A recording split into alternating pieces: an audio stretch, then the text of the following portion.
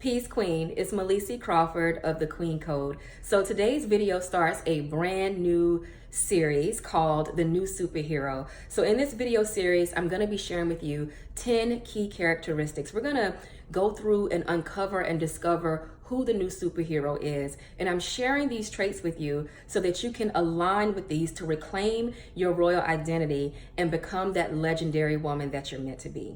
So before we get started, I have created a free workbook for you to follow along. It's right here. You can go to thenewsuperhero.com to download your free workbook. Like I said, it's just for the 10-part video series. I actually went to a print shop and had them spiral bind mine, but you can put yours in a 3-ring binder or however you want. But it's a beautiful workbook, and like I said, it's going to help you as we go along in these videos. So let's get started. 10 characteristics of the new superhero. Let's start with the first one. The first characteristic that I want to share with you is she is divine. She is divine. So if you have your workbook, you can put this on pause and go and download and print it out, or you can just play back later. But if you do have your workbook, we're on page 6 and we're talking about she is divine. So what does that mean? Well, first let's look at the basic definition for a superhero. So page 6, super, because superhero is 2 words, right? Super and hero. So super, of highest degree or power, superior quality, transcendent, divine. There's that word, divine.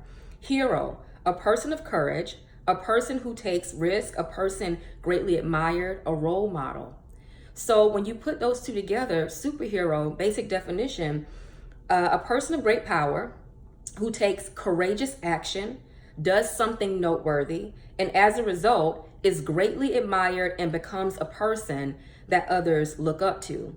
So when we think about superheroes have been around since the beginning of time. There's always a person in a family, in a clan, in a society that breaks the mold, that goes beyond status quo, that does something transcendent, that sets the course for something higher, that sets the path for others to follow.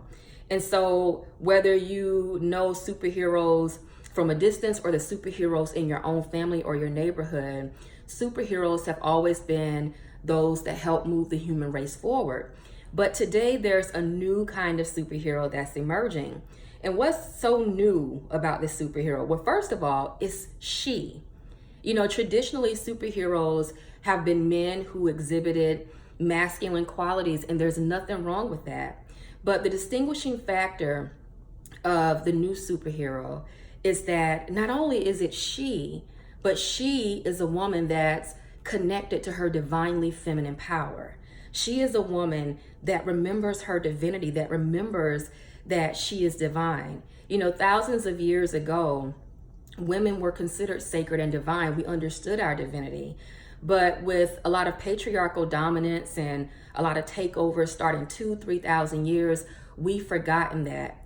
And so when you look in today's society and, people say, women are emerging, we're breaking, barriers and glass ceilings. The truth is we are re-emerging because in our ancient past, in our history, we always had amazing power. We were heads of nations, and our guidance and our wisdom, produced great leaders and steered nations, but we've forgotten this. And so the new superhero, she's a woman who's connected to her divinely feminine power.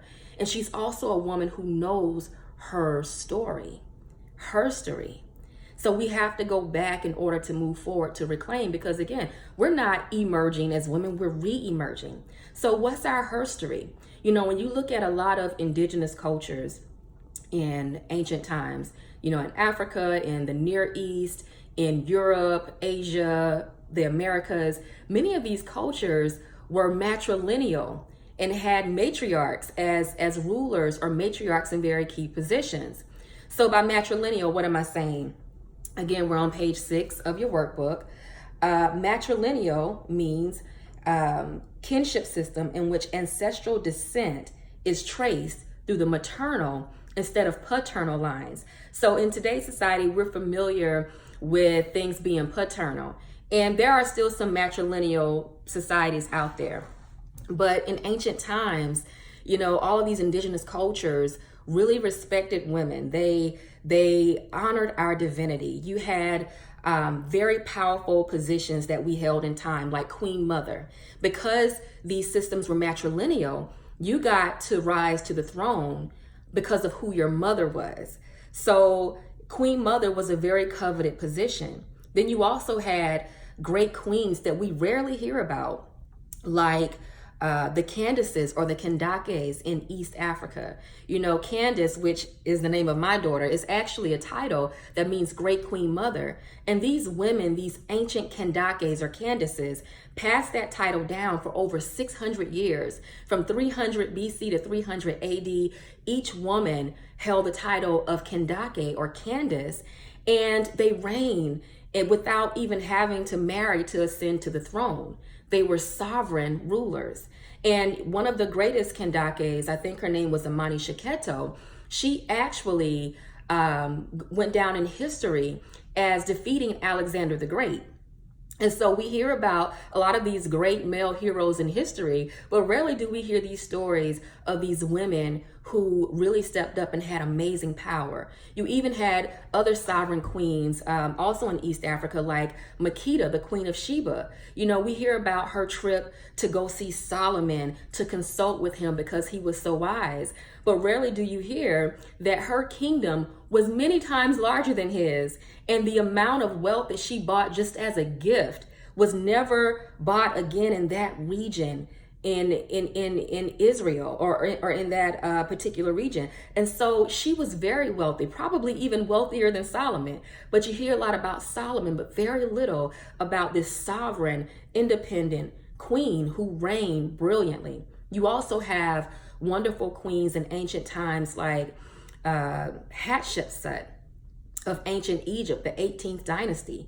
She was the first female pharaoh, did amazing things in her reign. So much so that, when her enemies tried to destroy her influence after her death, they couldn't, because she had done so much. She had built so much that we can still see the effects of this woman's influence. You also had women in ancient times like the high priestesses that whose counsel steered some of the greatest leaders in history, the oracles. We rarely hear these stories, but these stories remind us that there was a time when we as women were considered sacred and divine.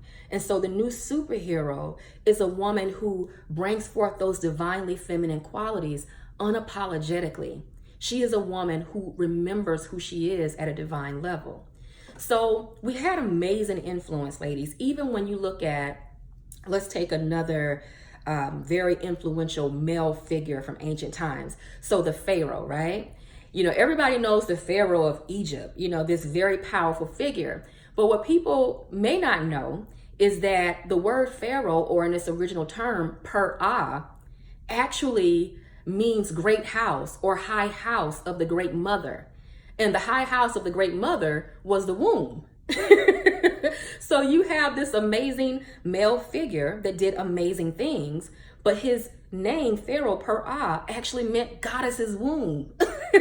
And that actually signified how he came to power. So you can break that down two ways. So number one, again, these cultures were matrilineal. So he could only ascend to the throne by who his mother was, through his mother's line. That's the first thing.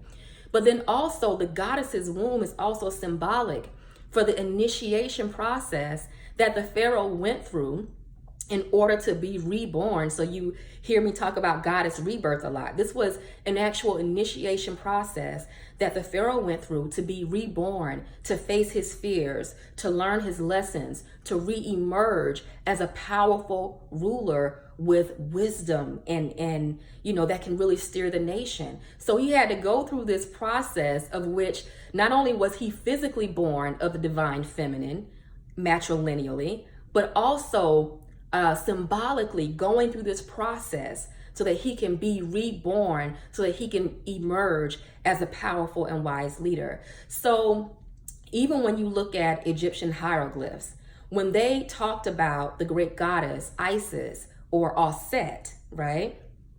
They literally drew a throne Because in ancient Egyptian hieroglyphs, the throne was the goddess. So much so that when the Pharaoh, Per-Ah, great high house of the great mother, when he sat on that throne, it was said that he was sitting on his mother's lap. So what am I saying here? It's all around us. Even great male rulers in ancient times and even today were empowered by the divine feminine, by the goddess. But yet when patriarchal dominance began to take over 2,000, 3,000 years ago, a lot of our story was suppressed. A lot of our her story was suppressed, and we have to regain that.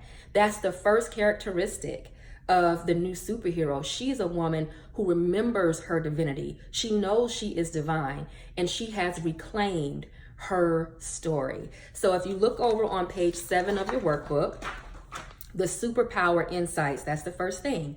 Know your her story. Remember, you are divine, okay? So this is video number 1, and I'll be back with video number 2. But in the meantime, you have some reflection questions, because this is not just about telling you pretty words. Ladies, it's time for us to get into position. We have amazing work to do. The new superhero, she's you, she's me. We are divine, okay? So again, go to thenewsuperhero.com. Make sure you have your free workbook for this video series, and I'll be back with video number 2.